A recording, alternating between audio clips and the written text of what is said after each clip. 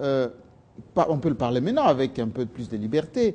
On a dit, parmi ceux qui ont empêché que les élections ne se passent pas dans les bonnes conditions, il y a eu la MONUSCO qui n'a pas donné suffisamment les moyens, enfin, vous, communauté internationale, à la CENI pour faire les élections. On a même bloqué les hélicoptères, les moyens logistiques, etc.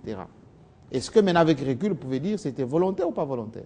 Non, je dirais plutôt l'envers. Nous, comme la Grande-Bretagne, nous avons donné un appui de 50 millions de dollars directement pour la bonne tenue des élections.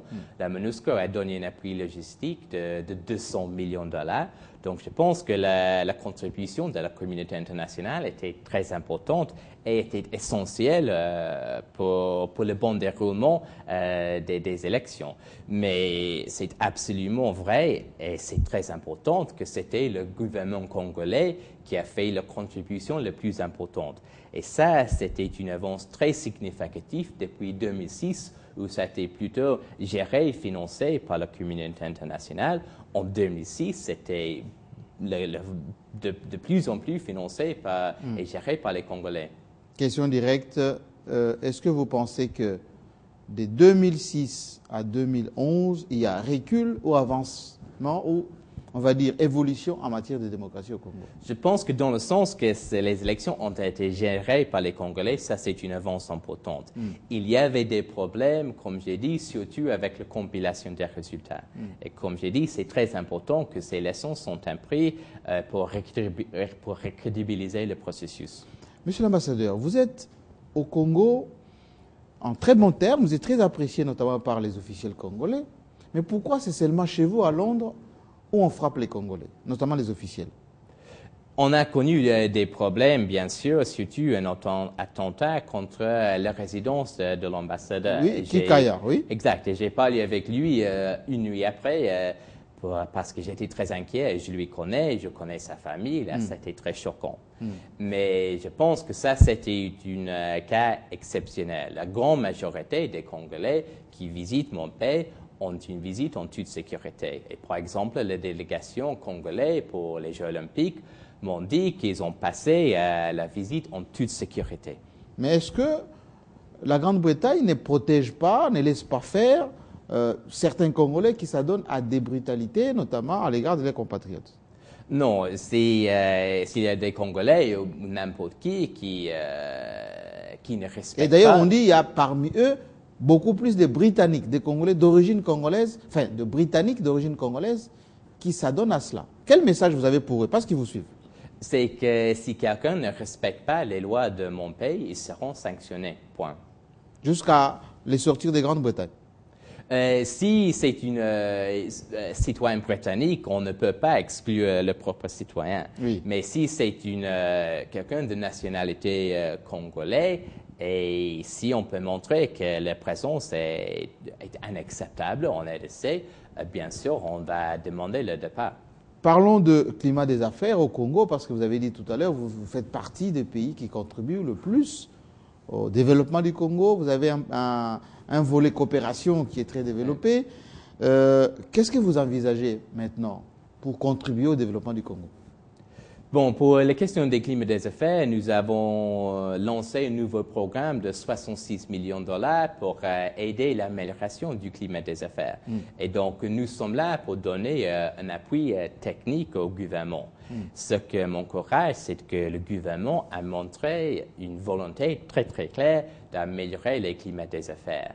Mais nous venons d'une position difficile où beaucoup de sociétés britanniques, mais aussi congolaises, me disent que la RDC reste un environnement très difficile. C'est-à-dire qu'il faut... Bon, dans quoi il faudrait faire des efforts? Parce que, bon, si on quitte un peu le langage diplomatique, les commissions, les tracasseries administratives, ou bien les infrastructures qui ne sont pas très développées, qu'est-ce que le Congo doit faire comme effort pour mieux améliorer le climat des affaires? Juridique, technique, logistique? Bon, pour moi, on doit commencer avec des réformes administratives. C'est très souvent la plainte que des sociétés qui sont face à des fonctionnaires ou qui ne sont pas compétentes ou qui ont commis la tracasserie. Donc, la réforme administrative, c'est essentiel. Deuxièmement, l'infrastructure, l'électricité, des routes, c'est absolument essentiel, mais ça va prendre un peu de temps. Et enfin, il y a des réformes légales, donc l'adhérence de l'OHADA récente, qui sont très importantes pour changer le climat. Mais on doit, je pense, commencer avec des réformes administratives, surtout contre la tracasserie et la corruption. De quel domaine vous êtes fiers, vous, Britanniques, d'avoir apporté en RDC aujourd'hui? Plutôt social, plutôt éducation, plutôt militaire? Qu'est-ce que vous nous avez apporté plus que les autres pays?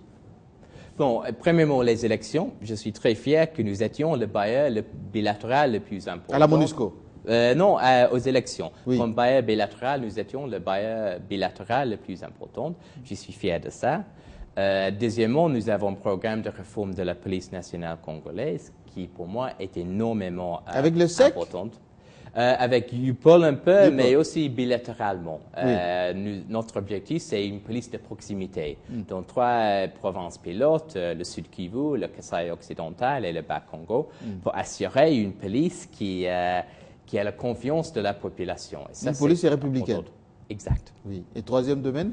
Éducation peut-être?